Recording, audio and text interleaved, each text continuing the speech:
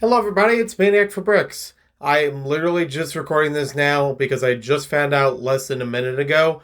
I was scrolling through YouTube, I was watching another video, and I was like, oh, I'm done with that video. And before I left, this showed up in my feed. What? Out of almost nowhere. No rumors, leaks, and it's refreshing. I don't mind that there's nothing for it because I can be genuinely surprised right now for it instead of being like, oh, okay, put this expectation in my head. A Pac-Man arcade that you can build out of Lego for $270 with a little display stand. And it's like a countercade. So, for those who don't know, a countercade is kind of like the one you would find at like a bar or just basically on a shelf of some kind, not as a full standing unit on its own. So it'll still operate, like a traditional countercade. But this one has me very intrigued. Available to VIPs 1st of June, 2,651 pieces. Okay, all right. Well, I am happy that there's another Lego video game thing out there. That is already a good thing on its own. Celebrating the 43rd anniversary of Pac-Man. 43rd? Is there significance behind the 43 I'm not aware of? And I know a lot of silly Pac-Man stuff. I don't know of anything specifically about 43. Just a thing. I'm like, well, you could have gone with 40. You could have gone with 45. Somehow we landed in the middle. I'm literally reading this now as we were watching the video, so pardon me for a moment. This is a Brickset article of it. I don't need the fun facts right now. You can light up the coin slot. Ooh, that's neat. But is it like built in, or is it another kit or something you'd have to? Because a lot of times, usually it's an extra thing to motorize or light up something. Small vignette of a female minifigure playing Pac-Man in the arcade, hidden inside the cabinet. Oh, really? Really? We're putting this fact in here? We're gonna give this credit. Oh, so for those who don't know, this is a controversy on its own. I'm not gonna go further into it, but I just wanted to acknowledge, wow, I can't believe they put that in there. Because some scores have been debated whether or not they were authentic. This nice fact in here. Why don't we bring this back? Why don't we bring back the whole album? Honestly, Do the Donkey Kong would have been fun as a nod if we did that in Super Mario movie recently. But anyways, good song, fun album. So there we are. Batteries included. Okay, so it is a light up thing. It does have it built into it. Oh, and it's literally just a red LED. Look, I hate to say it, red LED bricks kind of overrated. Like, okay, it's cool, it's a function, it's fine, it'll do what it needs to do, but red LEDs in general are cheaper than most other LEDs, not even in Lego terms, but just in general from what I've understood over the years. And I have dozens upon dozens of red LED bricks that have not been opened because I know that they're cheap in Lego even. So that's not entirely exciting when I see that for a new Lego set. Oh, it can light up, but it's red. As opposed to it being yellow or orange or, a more clear color, that we've seen in the past.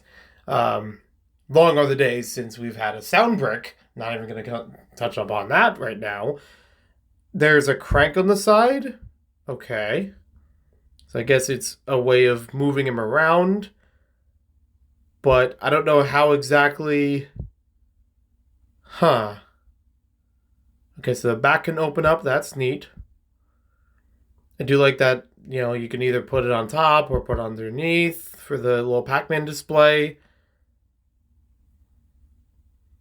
Let's see.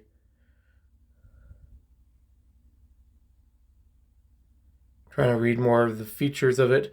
Oh, that's cool. Okay, you can actually swap them around. That's cool. It's a good use of it. I like a little cherry piece there, too.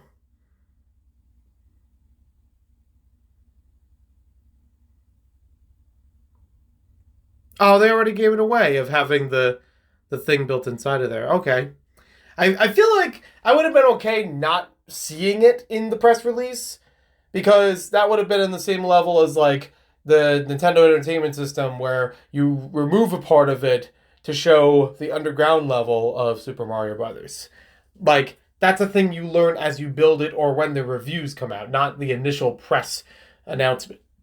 But I digress. So there's a little bit of the mechanism you can see back there for how this thing moves back and forth.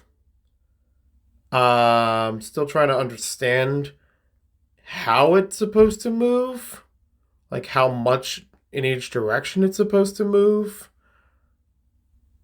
I have to look a bit further up.